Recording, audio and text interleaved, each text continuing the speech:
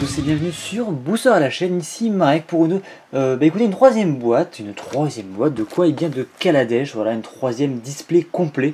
Donc on a déjà ouvert deux displays. La première fois c'était en 4 parties, on était 3 à parler de la boîte, donc on l'a fait vraiment durer.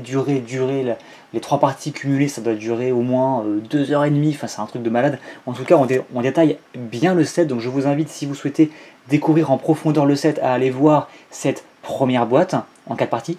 Allez voir au moins la partie 2 parce qu'elle était vraiment cool, je le répète encore une fois, mais s'il vous plaît, allez voir au moins la partie 2.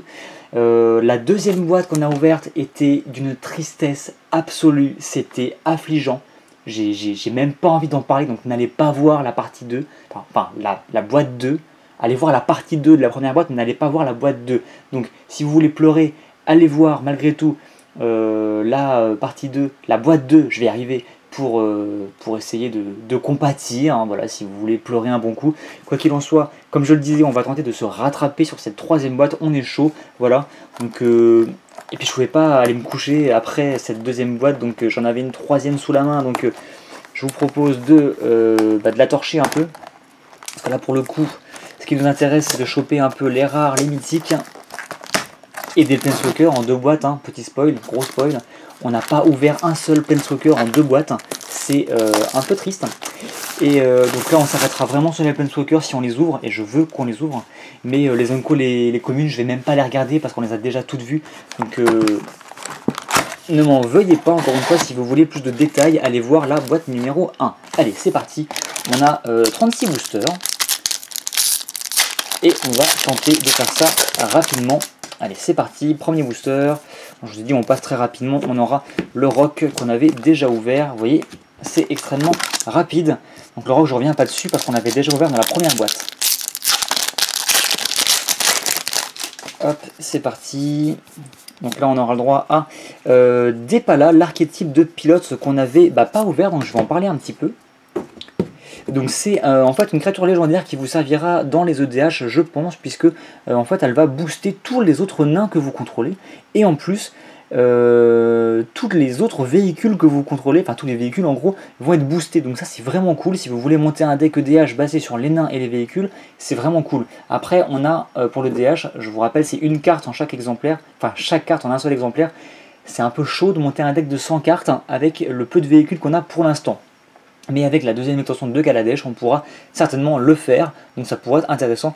Et en plus, à chaque fois que elle devient engagée, donc sous-entendu qu'elle pilote un véhicule, vous pouvez payer X, et si vous faites ainsi, vous révélez X cartes du dessus de votre bibliothèque et vous mettez tous les nains les véhicules que vous révélez ainsi dans votre main, puis vous mettez le reste en dessous de votre bibliothèque dans un ordre aléatoire. Donc clairement, vous pouvez vous en servir comme patron de folie, ultra synergique si vous avez de quoi faire en véhicule et en nain, ça peut être très fun, donc je pense une carte très intéressante.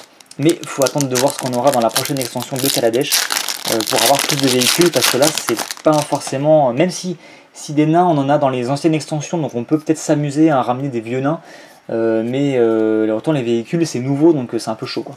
Bref, booster suivant, et on aura le droit à la monstruosité qu'on avait déjà ouverte, donc je passe. Alors, hop, on aura le droit à, écoutez, une mythique. Donc cette fois-ci, je crois qu'on ne l'avait pas ouvert du tout. On a une folle juste derrière, on verra ce que c'est ensuite. Donc la pompe éthérique modèle, c'est pas un Planeswalker, mais c'est une nouvelle mythique, donc c'est cool. Artefact légendaire, donc un seul sur la table en même temps, je vous le rappelle. Ça coûte 4. À chaque fois qu'un permanent que vous contrôlez est mis dans un cimetière, bien vous gagnez un marqueur énergie, donc en fait il va recycler strictement tout ce qui touche votre cimetière, du moment que c'est un permanent, donc ça veut dire qu'il devait être sur la table. Si vous vous défaussez ou que ça vient de la bibliothèque, c'est pas un permanent. Enfin c'en est un, mais c'en est un que quand il est sur la table, donc ça ne fonctionne pas. Et vous pouvez ensuite l'engager, payer 6 marqueurs énergie pour regarder les 6 cartes du dessus de votre bibliothèque, et lancer une carte parmi elles sans payer son coup de mana et mettre le reste au-dessous de votre bibliothèque. Donc ça peut être assez violent. Voilà, j'ai l'impression qu'il va gagner des marqueurs énergie assez rapidement, assez simplement, et en fin de compte, il va pouvoir il va pouvoir balancer des gros trucs quasiment gratuitement, donc ça m'a l'air d'être vraiment une bonne petite carte, une bonne petite mythique, qu'on ouvre très tôt dans le display, donc ça veut dire qu'on en aura probablement d'autres, et ça c'est très encourageant. Et en foil, juste derrière, eh bien écoutez, le parasite du rebut, ce sera en plus une rare foil, et on l'avait déjà ouverte, y compris dans la première, mais aussi dans la deuxième boîte, donc rien de plus à dire dessus. Donc c'est un peu dommage de cramer le slot de la rare foil qu'on a systématiquement dans chaque display, j'ai l'impression en tout cas, dès le début, mais bon, voilà, c'est le jeu.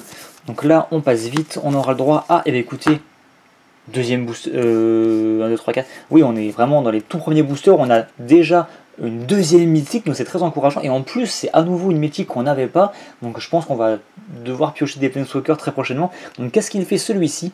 Démon au noir dessin, donc il coûte 6, c'est une 5-5 vol, donc ça c'est très correct. Quand il arrive sur le champ de bataille, toutes les autres créatures gagnent -2/-2 jusqu'à la fin du tour, donc il fait le ménage sur tout ce qui est un peu faible, quoi.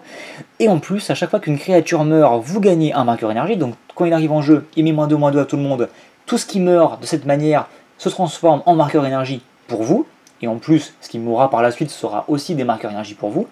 Et vous pouvez en plus utiliser une capacité qui consiste à payer 3 mana plus 4 marqueurs énergie pour mettre sur le champ de bataille sous votre contrôle engagé une carte de créature ciblée depuis un cimetière. Donc c'est une carte qui m'a l'air assez violente quand même, ça justifie son coût de 6. Donc moi c'est une carte qui me plaît vraiment pas mal, et elle me rappelle avec ses lames là, même si c'est pas ses bras du coup, c'est ses lames, ça me rappelle un peu le style de Griselbrand, mais en un peu plus cheap. Mais voilà, on se console comme on peut, hein. Voilà, comprendra qui pourra. Et l'emblème, encore une fois, de ce monsieur. Et on enchaîne. Donc, deux mythiques, deux nouvelles mythiques. C'est cool. La boîte est déjà beaucoup plus encourageante que la seconde. Encore une fois, bonne petite Omco, encore une fois. Ça, bah, c'est encore la même chose. Nuit blanche. Ah non, je confonds avec une autre. Nuit blanche, on l'a pas ouverte encore. Donc pour 4, elle arrive en jeu sur le champ de bataille avec 7 marqueurs heure sur elle. Très bien. Au début de votre étape de pioche, vous piochez une carte supplémentaire et vous retirez 2 marqueurs heure de la nuit blanche. Très bien.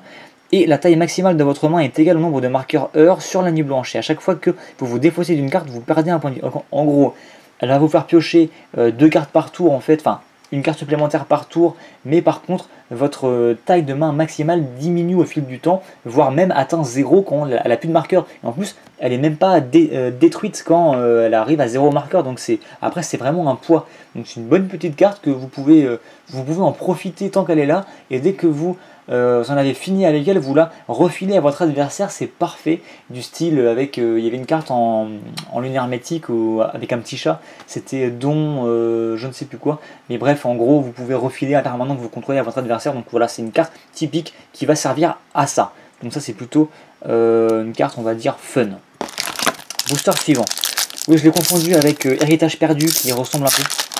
C'est pour ça que j'ai cru qu'on avait déjà ouverte, mais en fait non, pas du tout. Donc là on aura le droit à, eh bien, encore un module d'animation. Voilà, très bien. Donc on avait ouvert en foil et en de multiples exemplaires dans les boîtes précédentes. Là on aura le droit à le réservoir de flux éthérique, et ça m'a l'air assez nouveau. Donc pour 4, on a un artefact. Ah oui, oui, c'est effectivement une nouvelle carte. Enfin, qu'on n'avait pas encore ouverte en tout cas sur la chaîne. À chaque fois que vous lancez un sort, vous gagnez un point de vie pour chaque sort que vous avez lancé ce tour-ci. Ça rappellera un petit peu le déluge aux plus anciens d'entre vous. Et vous pouvez payer 50 points de vie pour qui colle, 50 blessures et un type créature au joueur. Donc dans les jeux life qui vous font gagner la masse de points de vie, bah tout bêtement c'est un kill, quoi. Voilà. Il va non seulement vous faire gagner des points de vie lui-même, mais en plus quand vous atteignez les 50 points de vie, techniquement vous avez quasiment gagné. Voilà, donc c'est plutôt une carte fun et intéressante que vous pourrez rentrer dans les jeux, voire éventuellement, je sais pas s'il y a des EDH qui tournent vraiment avec cette optique de gagner la masse de points de vie, mais ça fera un kill pour les jeux qui jouent sur le gain massif de points de vie, tout bêtement. Donc booster suivant, oh on a une foil, c'est cool ça. Donc encore une fois cet artefact qu'on avait déjà ouvert, donc en rare, et derrière on aura le théoricien de l'éther, pardon, donc une petite commune foil. Et on va pas mettre ça avec les mythiques parce que c'est pas vraiment la même chose, on va plutôt mettre ça ici. Voilà. Hop, booster suivant. Donc là on parlait je parle dans une vidéo future, mais que j'ai déjà tourné en fait dans Conspiracy 2 notamment, que les boîtes ont l'air d'être mappées, c'est-à-dire que on a toujours le même schéma qui se répète au niveau des mythiques par exemple, et c'est un peu le cas parce que rappelez-vous, si vous avez vu la première et la seconde boîte de Kaladesh, dans les trois boîtes, dans les deux boîtes pardon, on a ouvert à chaque fois en fait 3 carcasses qui étaient les 3 mêmes, donc la blanche, la noire et la bleue. Donc comme si voilà, et on n'a pas ouvert d'autres trucs quoi. Donc là c'est bizarre, on a ouvert une première mythique qu'on n'avait jamais ouverte et bizarrement une autre mythique qu'on n'avait jamais ouverte, comme si il y avait vraiment un cycle. Donc là en limite on pourrait prédire ce qu'on va ouvrir d'autres dans la boîte. C'est un peu chaud quand même. Et en Conspiracy 2, donc les vidéos seront postées après par contre, mais pareil, même remarque en fait, c'était vraiment mappé, mais un truc de fou quoi, c'était impressionnant. Donc j'ai l'impression qu'ils font ça maintenant dans les nouvelles boîtes et ça me plaît moyen quoi, ça perd un peu le côté aléatoire. Donc bien sûr pour ceux qui achètent des boîtes complètes et pas pour ceux qui ouvrent des boosters qui proviennent d'un vendeur et donc d'une boîte un peu aléatoire. Le trafiquant du syndicat qu'on avait déjà ouvert, donc je n'en parle pas davantage, qui est plutôt sympathique, qui peut devenir assez gros, qui peut se protéger en plus. Hop, booster suivant, qu'est-ce qu'on aura ici? On aura le coup de confiscation, donc on avait déjà ouvert, rien de plus.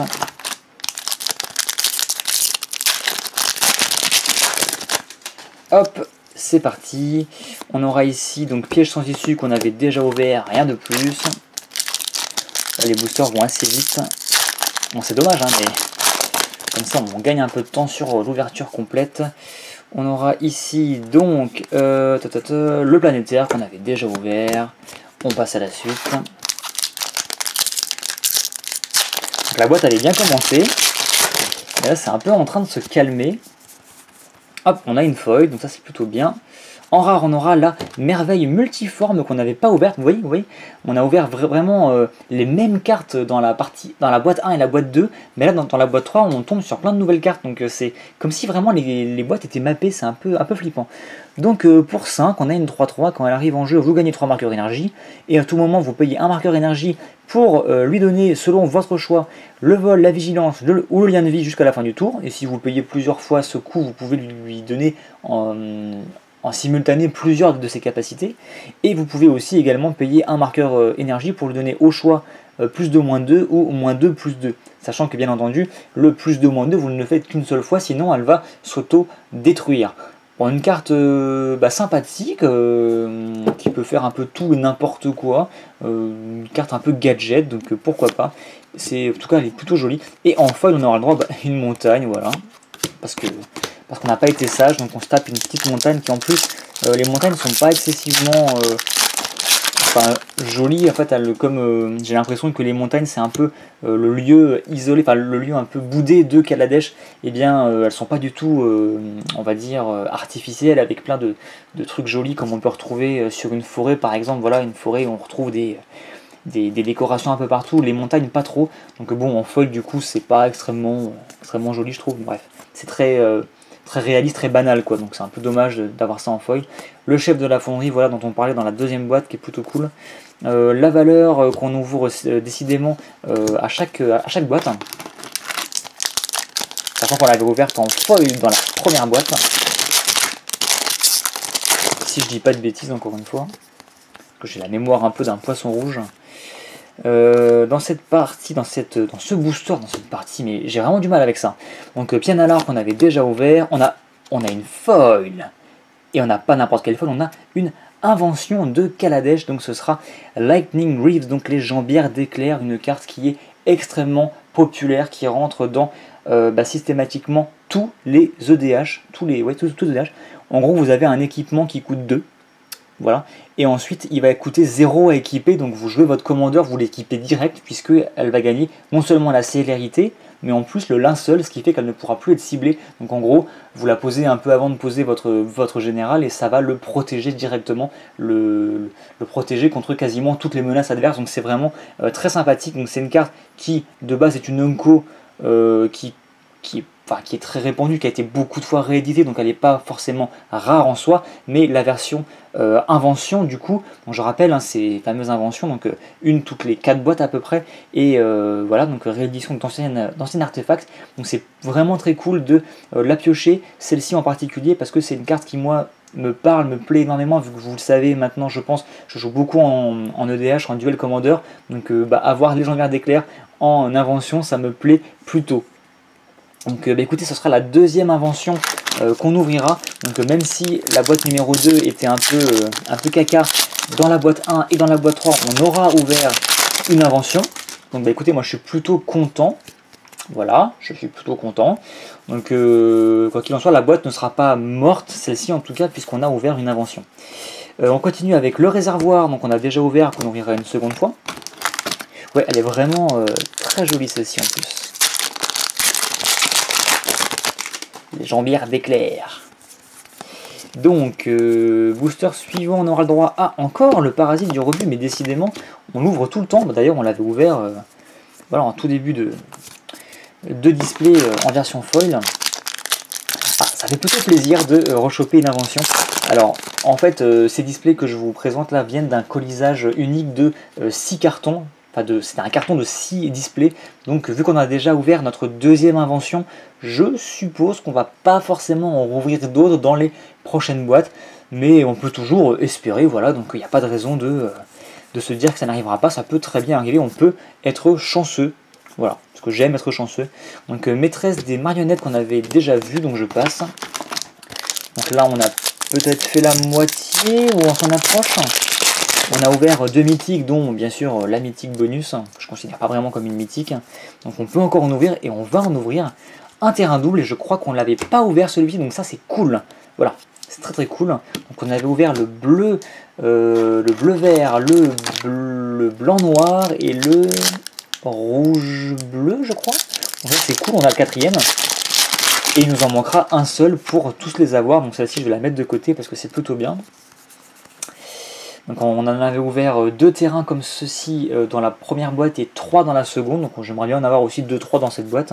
On a encore une folle, dites donc. Et donc là ce sera des palas qu'on avait déjà vu, donc qui était plutôt sympathique, j'ai trouvé. Et on aura une petite Unco. Encore une fois, on ouvre beaucoup d'Unco et qui plus est des Unco bleus, j'ai l'impression. On l'a pas dans cette boîte, mais souvent c'est des communes ou des Unco bleus qu'on ouvre généralement en foil. C'est peut-être une coïncidence, peut-être moi qui délire, hein, tout simplement. Bref, booster suivant, qu'est-ce que tu nous racontes, toi? Le trafiquant du syndicat qu'on a déjà vu, donc on passe. Et ouais, bah ok, mais et les Planeswalkers, alors, où est-ce qu'ils sont? Enfin, je sais pas, moi on m'a dit qu'il y en avait 4 différents. 4 mythiques. Je veux en voir. Je veux en voir. Le Padem, consul de l'innovation. Donc, il y a peut-être un consul de chaque type, je ne sais pas. Alors lui, c'est une image un peu emblématique de l'extension, mais alors on ne l'avait pas ouvert, donc qu'est-ce qu'il fait? Pour 4, on a une créature légendaire 1-4. Les artefacts que vous contrôlez ont la défense talismanique, donc ça c'est juste ultra violent en fait, parce que tous vos artefacts sont inciblables par votre adversaire, c'est énorme.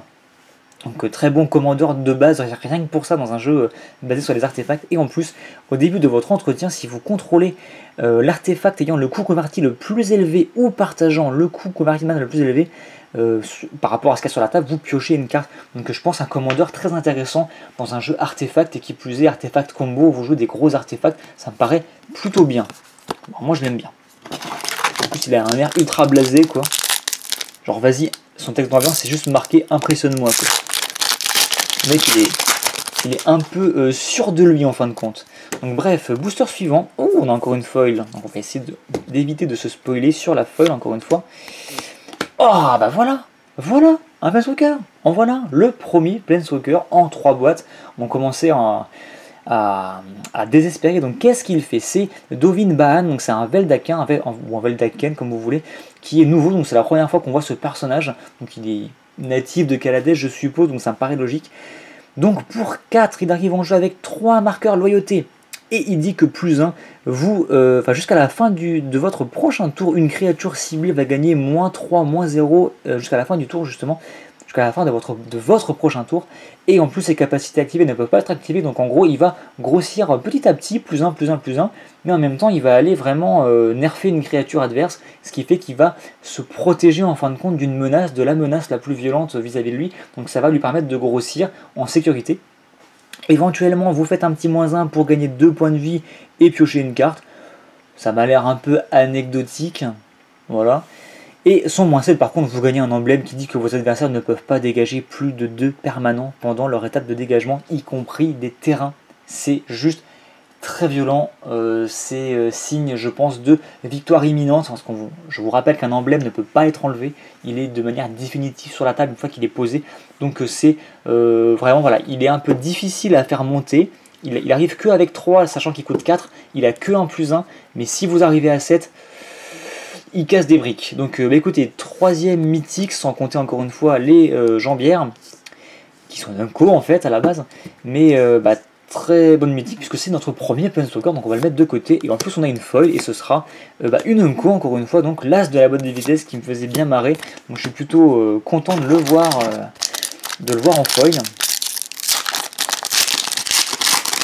Pour ceux qui connaissent, il me fait vraiment penser à Porco Rosso de Miyazaki. Bref, petit détail. Donc on enchaîne avec nouveau booster, on va se remettre de nos émotions. Et bah voilà, le dernier terrain double qui nous manquait, parfait. Voilà. La boîte a bien commencé, il y a eu une espèce de vieux flou bizarre où on n'a rien eu, on ramassait un peu les miettes. Et là, c'est reparti, une invention, un Planeswalker, des terrains doubles, on se fait méga plaisir, donc je suis plutôt content. J'espère que ça va continuer comme ça et que ça va pas se calmer pour redevenir un peu mou comme tout à l'heure. Et ben non, ça se calme pas. Et bien voilà, deuxième Planeswalker, c'est ça en fait. Ils sont ou bien tous dans la boîte, ou bien pas dans la boîte en fait. Donc c'est un peu dommage je trouve, mais bon.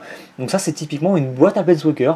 Donc Nissa, force vitale, qui coûte 5. Elle arrive en jeu par contre avec 5 marques en loyauté, donc elle est plus difficile à casser. Qu'est-ce qu'elle fait? Eh bien +1, vous dégagez un terrain ciblé, que vous contrôlez bien sûr, et jusqu'à la fin du tour il devient une créature 5/5 élémentale, célérité, c'est classique, donc c'est jusqu'à la fin de votre prochain tour encore une fois, donc y compris durant votre tour et celui de votre adversaire, ce qui fait que là elle crée une 5/5 temporairement, ce qui fait que la 5/5 va pouvoir la protéger, donc c'est cool, encore une fois elle peut s'auto-protéger avec l'un de vos terrains. -3, vous renvoyez un permanent ciblé depuis votre cimetière dans votre main, donc ça fait une récupération, ça peut servir, voilà, ça peut vraiment être utile, quand le cas se présente, ça peut être pertinent. Et son -6, vous mettez un emblème en jeu qui dit qu'à chaque fois qu'un terrain arrive sur le champ de bataille sous votre contrôle, vous pouvez piocher une carte, donc ça peut vraiment vous donner un avantage décisif, surtout en vert, mais voilà, donc c'est pas non plus un ultimate de folie, cela dit, elle arrive en jeu avec 5 et vous jouez l'ultimate pour 6. Donc techniquement, vous la jouez, premier tour +1, second tour ultimate, voilà. Et vous avez l'emblème qui reste voilà, jusqu'à la fin et ça peut vraiment vous donner un gros avantage pour la suite. Donc en ça, elle est balèze, mais c'est un peu dommage de se dire qu'on la joue, vite on fait l'ultimate, elle crée en quelque sorte et on passe à la suite. Voilà, un peu un Planeswalker éphémère, j'ai envie de dire, quoi qu'il en soit. Deuxième Planeswalker, et j'aime beaucoup Nissa, donc c'est plutôt cool de la piocher. Donc voilà, c'est plutôt bien. Rien de plus dans ce booster, bah écoutez, c'est pas très grave, on a déjà eu notre Planeswalker, donc je vois pas ce qu'on pourrait demander de plus. Donc là on est déjà à 4 mythiques pour le coup, 5 avec les bots. C'est déjà plutôt bien, c'est déjà mieux que dans la boîte numéro 2, et il nous reste quand même quelques boosters à ouvrir. Le maître bibloteur, encore une fois, nouvelle rare. J'ai vraiment l'impression que les boîtes sont mappées. Donc bref, pour 3, on a une 3-2, nain et artificier. Les cerveaux et les mécanoptères que vous contrôlez gagnent +1/+1. Il va booster tous vos petits artefacts que vous avez mis en jeu jusqu'à présent. Donc c'est vraiment cool, et même ceux qui arriveront en jeu après, c'est vraiment fort. Et puis en plus pour 4, il vous met un jeton de plus. Donc ouais, vraiment très sympathique. En plus il a un body vraiment correct pour une carte qui coûte 3. Donc vraiment, bonne petite rare, j'aime beaucoup. J'aime beaucoup. Booster suivant, un peu parti en steak, mais ça on a l'habitude. Non, j'allais dire c'était du nouveau, mais non, on l'a déjà ouvert aussi, et ce sera la caravane de cultivateurs, qui me semble qu'on l'avait pas ouverte non plus celle-ci. Donc tout bêtement un véhicule qui coûte seulement 3, qui arrive en jeu rien du tout, donc c'est une 5/5, pilotage 3 par contre, mais elle s'engage, elle vous ajoute un mana de la couleur de votre choix à votre réserve. Donc c'est tout bêtement, il y a d'autres cartes qui font ça, des artefacts qui coûtent 3 et qui en s'engageant vous mettent le mana de la couleur de votre choix. Donc c'est plutôt cool d'en avoir un supplémentaire, mais en plus, si vous voulez, par la suite, il vous servira de 5-5. Donc bah écoutez, je pense que c'est une très bonne petite, très bon petit véhicule, voilà, qui moi me servira notamment dans mes EDH 5 couleurs où je raffole des artefacts justement qui coûtent 3 ou moins si possible et qui mettent le mana de la couleur de votre choix. Donc moi ça me plaît beaucoup. Voilà. Hop, booster suivant, tac tac tac, donc pas de folle j'ai l'impression, et on aura le droit à volonté insidieuse qu'on n'avait pas vu encore une fois, hein. C'est vraiment fou, hein. Oula, hop, il y a vraiment pas d'aléatoire j'ai l'impression dans ces boîtes, hein. Bref. Donc pour 4, vous avez un éphémère bleu et vous choisissez l'un des effets. Ça rappelle des effets du style commandement cryptique ou autre qui sont plutôt fun. Un gros éphémère bleu qui vous permet de choisir un ou plusieurs effets. Bon là c'est un seul effet, donc ou bien c'est un contre, tout bêtement, ou bien vous changez les cibles pour un sort qui est sur la pile, ou bien vous copiez un sort d'éphémère rituel qui est sur la pile. D'accord, donc vraiment une carte je pense très sympathique pour les petits jeux contrôle bleu. Comme moi elle me plaît beaucoup et je la mettrai à coup sûr dans un EDH Teferi ou Talrand, enfin un EDH mono bleu qui joue beaucoup sur les contres et tout ça. Moi une carte qui me plaît beaucoup, puis elle est plutôt stylée je trouve. Je sais pas si le personnage en question c'est peut-être Baral justement parce qu'on parle de Baral. Donc en tout cas elle me plaît plutôt et derrière on aura une foil comme vous avez pu le voir et ce sera un petit héros, donc une commune encore une fois. Booster suivant.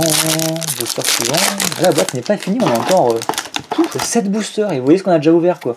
10 fois mieux que la boîte numéro 2. Bref, booster suivant, comme on le disait, le copter de contrebandier. Donc ça sera mon 3ème et très bon petit véhicule, encore une fois, je n'en reviens pas dessus. Donc ok, c'est plutôt cool, voilà, j'étais en train de me dire, la boîte, écoutez, elle m'a bien plu. Mais là, elle me plaît encore plus. Hein. Voilà, ça ne s'arrête plus. Ça ne s'arrête plus. Donc booster suivant, on aura le droit à et bien écoutez, un 3ème terrain double, mais ça ne s'arrête plus, voilà. J'avais peur que la boîte s'épuise en fin de compte, mais non, pas du tout. On se fait vraiment plaisir. On se fait plaisir. Et c'est pas fini, hein. C'est vraiment pas fini. Booster suivant, on aura le droit à un terrain double. Mais oui, 4 terrains doubles.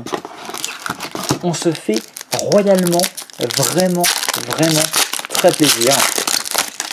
Très plaisir là pour le coup. Enfin, je sais pas si ça se sent, si ça se voit, mais moi je me fais très plaisir. Booster suivant, on aura la cultivatrice de l'âme qu'on n'avait pas vue, je crois. Donc pour 5, on a une 1-1 fabrication 2. Et à chaque fois qu'elle attaque, vous pouvez faire que les créatures attaquantes gagnent plus 6 plus 6, excitant la force. Donc on avait une autre carte qui jouait un peu sur le même principe. Si vous mettez les petits jetons, elle va pouvoir les booster. Mais si vous les mettez pas, elle est plus forte et elle boostera plus vos autres jetons en fait. Donc c'est un peu une carte... j'aime pas cette carte parce que du coup on a envie de faire les deux effets, mais en fin de compte on peut pas les cumuler, donc c'est un peu frustrant. Donc bon écoute, une carte qui peut être fun dans les jeux jetons, pourquoi pas. Si vous manque des jetons, vous la jouez pour les jetons, et si vous avez déjà plein de jetons, vous la jouez bien sûr pour son boost. Je pense que c'est comme ça qu'il faut la jouer. Il nous reste 3 boosters, celui-ci inclus. Et qu'est-ce qu'on va piocher de beau? Et bien ce sera Volonté Insidieuse qu'on a déjà ouvert juste avant. Donc moi c'est une carte qui me plaît, donc c'est cool de l'avoir repioché. Hop là, booster suivant, donc c'est l'avant-dernier. Et on aura le droit pour cet avant-dernier booster à Nuit Blanche qu'on a déjà vu, qui est une carte un peu casu. Et dernier booster, donc le display est bien vide comme vous pouvez le voir. Et ce sera notre cher Dovin. Donc c'est Dovin Ban. Et j'espère que Dovin Ban ne sera pas ban. En même temps, il n'est pas suffisamment fort à mon avis pour être banni de quoi que ce soit. Donc aucun risque. Et donc, dernier booster, qu'est-ce qu'on va piocher? Et on aura le droit à, et bien écoutez, défi douteux qu'on a déjà pioché, donc rien de plus dans ce booster, rien de bien particulier. Mais écoutez, je pense une boîte très correcte, même très bonne, donc ça sera, elle peut pas être meilleure que la première, étant donné l'invention qu'on a pioché dans la première. Malgré tout, une invention, 2 Planeswalkers, plus 2 autres mythiques, et la pompe éthérique qui est vraiment bonne, et le démon qui est correct aussi. On a 4 terrains doubles, donc ça c'est vraiment très bien. Au niveau des foils, bon, rien de particulier. D'ailleurs, ok, 5 foils, c'est pas énorme. Donc il y a l'invention qui prend la place d'une foil ainsi que la foil rare. On a eu plein de nouvelles rares, donc ça c'est cool. Donc Insidious que je trouve cool. Un contrebandier qui est bien, qui est vraiment très bien. La caravane qui est sympathique comme tout. Le maître qui est cool. Le pandémie qui est cool, mais ça ne s'arrête plus. La petite naine qui est cool, qu'on a ouvert 2 fois, je crois. Ouais. Le réservoir 2 fois aussi, qui est sympa comme tout. Non, franchement, même petite rare, quoi. Plutôt sympathique. Le parasite en foil. Monstruosité. Alors, franchement, une boîte extrêmement correcte. Voilà, donc là, je vais pouvoir aller me coucher, on va dire, sans regret. Voilà, la carte de l'ouverture, bien entendu, les bots et les 2 Planeswalkers, bien entendu. Et écoutez, voilà, il nous restera 2 Planeswalkers à trouver, donc ce sera bien sûr Chandra et Saeli. Donc j'espère qu'on les ouvrira dans les boîtes qui nous restent. Donc là on a ouvert 3 boîtes jusqu'à présent, on va en ouvrir d'autres. Donc je vous suggère, donc je ne sais pas encore si les boîtes seront postées tout à la suite ou si il y aura d'autres vidéos pour alterner, je pense que ce sera plutôt ça. Quoi qu'il en soit, je vous souhaite écoutez, une très bonne nuit ou une très bonne journée, ça dépend à quelle heure vous matez la vidéo. Et je vous souhaite une très bonne nuit et je vous dis à bientôt. Et abonnez-vous encore une fois si vous ne souhaitez pas manquer les prochaines boîtes Kaladesh qui devraient arriver quand même assez rapidement sur la chaîne. Allez, à très bientôt.